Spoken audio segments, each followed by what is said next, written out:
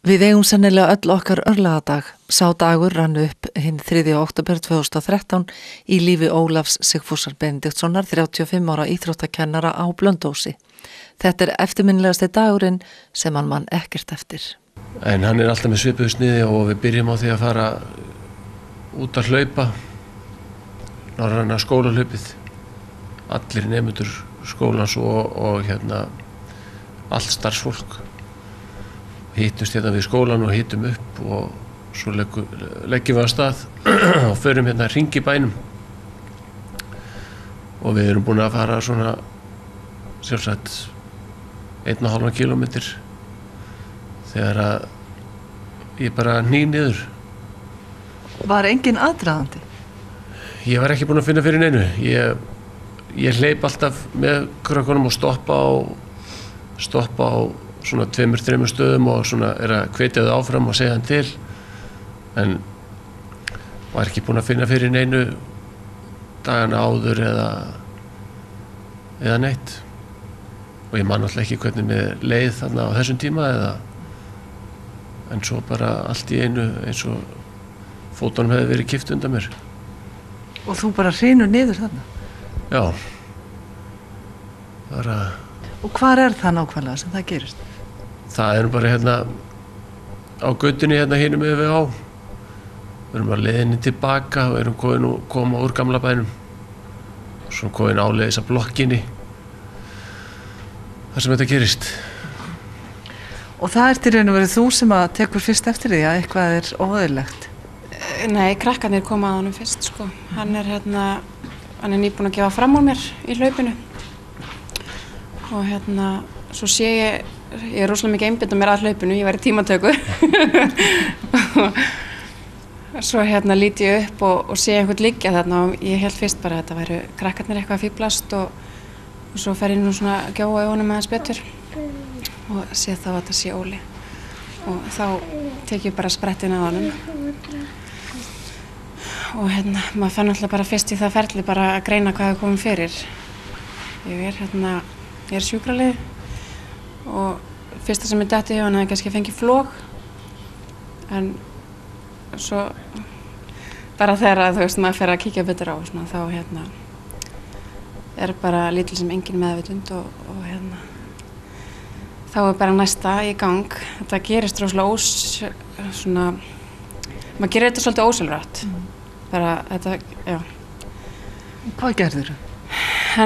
Eins og hann segir, hann liggur bara kylliflatur, fótunum bara kippt undan honum, hann liggur bara á andlitinu með hendurnar flatar og það kemur maður að og hjálpa mér að snúa honum við og annar hringir á sjúkrabíl og svo bara að byrja að hnoða þangað til að sjúkrabílinn kemur. Og það náttúrulega, krakkarnir náttúrulega hlaupa framhjá að verða vitni að þessu og það rosa mikið svona umstang þarna í kringum, sko, sem að ég man ekki eftir þannig. Ég get ekki sagt það, ég man ekki hverjir hlupu framhjá og hverjir komu að og maður bara svo einbeittur í því sem maður að gera. Hvaða hugsanir fóru í gegnum höfuðið á þér? Jesús minn. Það eru ótal hugsanir sem ég fari í gegn. Og fyrst og fremst þessi að ég bæði það að ég sé menntur sem sjúkraliði. Og ég hugsaði bara, þú ert ekki að ráða það eins og stuðningsfulltrúi og fara að bregðast hér út á miðri götu. Ég fannst það fáránlegt. Og það var kannski aðalega það að klikka ekki. Og þú klikkaðir ekki? Nei, klikkaði ekki. Hvað varstu búin að hnoða lengi þegar þú fannst að það var að koma aftur? Sko, það er ekki fyrir en að sjúkrabíllinn kemur og stuðtækið og læknirinn og allt ferlið sem að full meðvitund næst. Þannig í rauninni það sem ég geri það er bara að halda dælunni gangandi. En það einmitt aðalatrið, að halda dælunni gangandi. Ólafur var fluttur með sjúkrabíl áleiðis í veg fyrir sjúkraþyrluna og manaðist nokkur brot úr setningum sem sagðar voru á leiðinni. Sjúkrabíllinn kominn innan við 3 mínútum eða á 3 mínútum eftir þetta gerist, sem náttúrulega ótrúlega heppilegt, og svo farið beint á stað og keyrt á móti þyrlunni og við gamla staðarskóla, þar fyrir yfir þyrluna og það man ég eftir smá samtölum þegar ég svona eitthvað að ranka aðeins við mér. Ertu þá að átta þig á hvað hefur gerst? Nei, þá ég bara átta mig á hver ég er. Ég hef ekki hugmynd hvað hefur gerst og ekki af hverju. Og það svona verið eitthvað aðeins að reyna. Það var einhver brjálaði í mér sko þegar ég er að vakna. Það verið að reyna að róa mig niður og útskýra fyrir mér hver ég sé og hvert ég sé að fara. Og svo man ég ekkert eftir því fyrir en bara ég kom síðan inn á sjúkrahús á Landspítalann. Og fyrstu dagarnir 2-3 dagarnir eru í móðu sko. Það hafði aldrei hvarflað að Ólafi að hann ætti við hjartasjúkdóm að stríða, enda hafði hann verið alltaf því ofvirkur í íþróttum og félagslífi allt sitt líf, en annað kom á daginn. Og þá kemur að ljósa að ég bara með svona svakalega stíflaðar kransæðar, 3 sem voru nánast lokaðar og þannig að ég bara settur á lyf og bíða eftir aðgerð og eftir nokkra daga, eftir viku tíma þá fer ég aðgerð. Já, maður bara ótrúlega hissa en líka bara þakklátur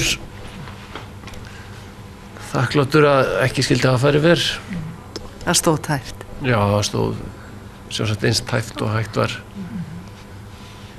og á réttum stað. Maður búinn að segja að fyrst þetta þurfti að gerast að þá hef ég ekki getað valið mér betri stað, vera innan fólk og einhver sem kunni til verka og stutt í sjúkrabíl og þannig að það má segja bara að ég er ótrúlega heppinn. Eftir aðgerð þá er ég viku inni á sjúkrahúsi og kem síðan heim og það var frekar erfitt að koma heim og vera svona farlama eftir aðgerð og ég er svona svolítinn tíma að ná mér sko að komast almennilega á fætur og hreyfa mig og geta gert eitthvað svona viti. Ólafur segir margt hafa breyst eftir þetta. Maður þarf að svona bara hugsa vel um sig og passa sig á ýmsu.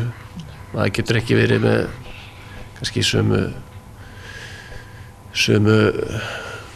áhugamáli eða gert bara svona allt þó svo að maður getur nú gert mest allt sko. En maður þarf að passa sig á að hugsa vel um sig. Og verður á lyfjum til dæmis áfram? Já. Maður verður á okkur lyfjum svona sem eftir er sem aðstoða mann.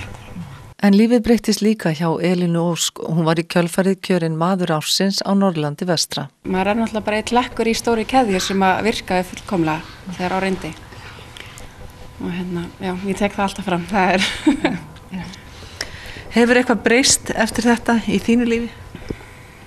Já, maður hugsa svolítið að lífið er ekki sjálfsagt og maður svona reynir kannski bara að njóta lífsins meira. Maður er ekki að pera sig á smáhlutum sem að skipta akkurat engu máli. Þú veist, þetta er þessi gamla klysja, maður tekur ekki kannski einn dag fyrir sig alveg bara eins og maður þorir ekki neinu en eitt svoleiðis. En þetta er bara góð áminning fyrir alla. Ólafur segir að stuðningur samfélagsins, fólksins alls á Blönduósi hafi verið ómetanlegur. Það brást alveg hreint bara ótrúlega við. Bara ótrúlega sterkar og góðar kveðjur sem maður fékk bara strax frá fyrsta degi.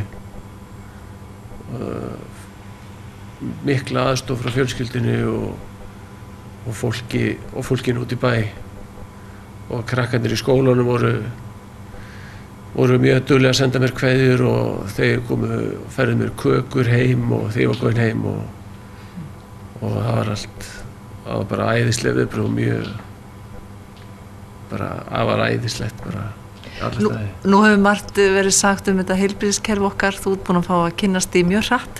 Hvernig var það í þínum augum? það var bara yndislegt fólk þarna á Landspítalanum á hjartadeildinni sem maður sá að greinilega vann við frekar erfið skilja, það var mikið að gerast, það var allt fullt en ég upplifði það þannig að það hefði verið, já það tók mjög vel á móti manni og hugsaði vel um hann og eins þegar ég fór síðan á Reykjalund að það var algjört himnaríki að fara ángað, það var ótrúlega gott að koma samt heim þó að það hefði verið erfitt og hérna að sjá akkurat þessa pjakka aftur og konuna að vera heima þannig að það var alveg meira áttar þeir voru búinir að búa sig undir og þessi beið alltaf eftir og spurði hvenær mátti halda á mér aftur hann vissi alveg hvenær það væri